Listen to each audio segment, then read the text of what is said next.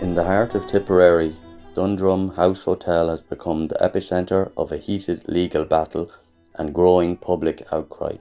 A High Court case involving Liquidator Kieran Wallace and US businessman Jeffrey Leo has exposed allegations of fraud, threats and financial misconduct.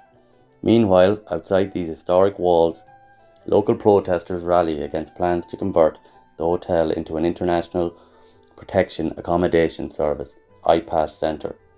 The story begins with Kieran Wallace, a liquidator from Interpath Advisory, appointed to oversee the affairs of Wenning Holdings, a company linked to the hotel. Wallace alleges that Jeffrey Leo, the hotel owner and sole director of Wenning, provided incomplete and inconsistent information, raising suspicions of fraud. In Dublin's High Court, Wallace accuses Leo of orchestrating a fraudulent sale of Wenning shares in Steelworks Investments to Leo Financial Services, a move he claims cheated the company and its creditors. Wallace seeks to void the transaction and examine Leo under oath, but Leo's legal team fires back, calling the case a stalking horse to gather evidence for a separate lawsuit. The plot thickens with a related case. Ohio chicken farmers Mary and James Wenning claimed they advanced $60 million to Leo between 2010 and 2019, expecting equity in properties like Dundrum House. They argue it was a loan. Leo insists it was an investment. The dispute has spiraled into accusations of tax evasion, threats, and even an informant. Tensions peaked when Leo's counsel David Kennedy accused Wallace's team of ambushing them with a last-minute letter proposing to remove Wenning Holdings from the 2024 case. Wallace's lawyer, Kelly Smith, dismissed it as procedural smoke to delay an investigation into Leo's dealings. The court adjourned, leaving questions unanswered. While the legal drama unfolds, Dundrum House faces another battle. Local residents and activists have gathered to oppose plans to convert the hotel into an IPAS centre for asylum seekers. For them, this historic site is a symbol of community pride, and they fear its transformation will erode their town's identity. Hello, Margaret. We're just here down in Dundrum today. We're just seeing what you're doing with the protest, and just want to get the background on it. Can you give us a quick rundown on what exactly? Well, give us a little bit of rundown of what happened here in the beginning and where we've come since then.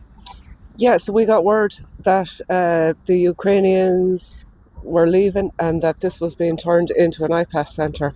So Ukrainians came in 2022, and then May last year we got word that this was being turned into an IPAS centre. So we decided to have a public meeting, and then we started our protest.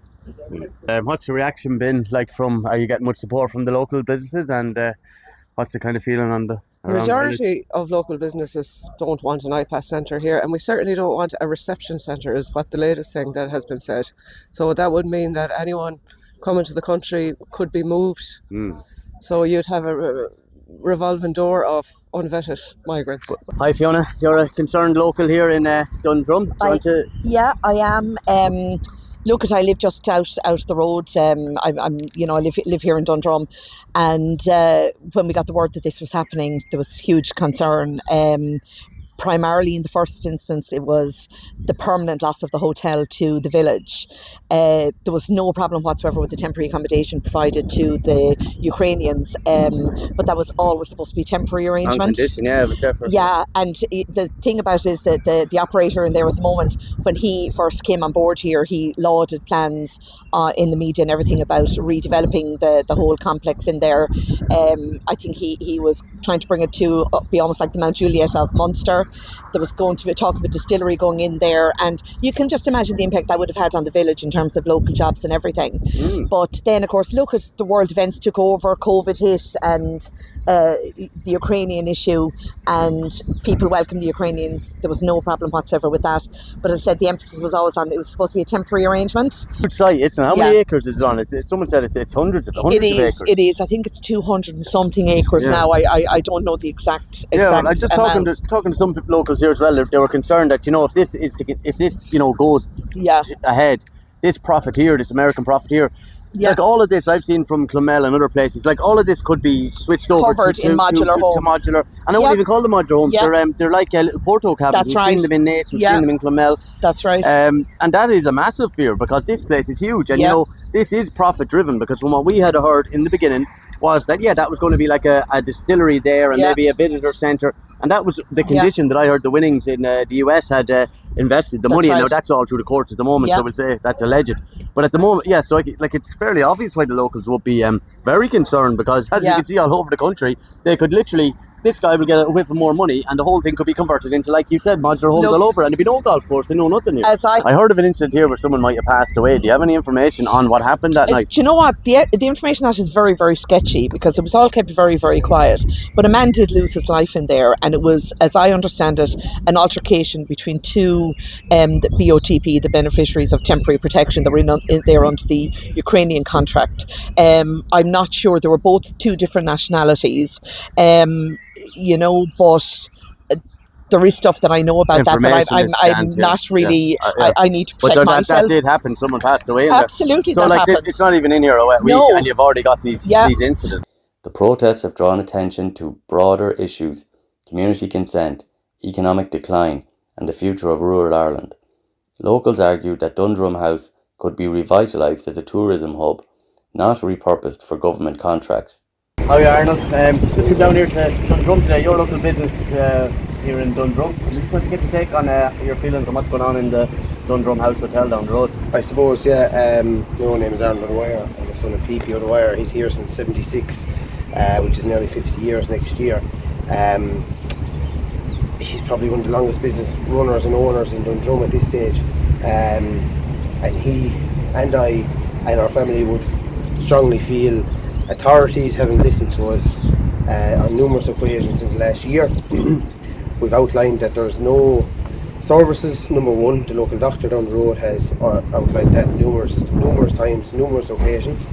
Number two, it's an influx of over doubling our population. Now, us as a family, we're actually living only about 2 or 3 miles up the road. Roughly, what's the population in the local area? About 200. How many men are in the local area, and they're planning on putting how many in there? Well, 280, 270, 280. Yeah. And any traction with the local councils or any goings on in there? Have you been involved in anything at the council level, or what's the response? I suppose I was in a few meetings with councils going back along.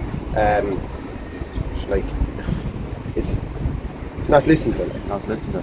Yeah, went into our first day. It was just like a case of a member of the board of one person, won't mention the name from the Department of Integration, said this is going to happen, and that was it. And a question was asked, when are we going to stop, or what's the number? And she said there is no number. The country's open.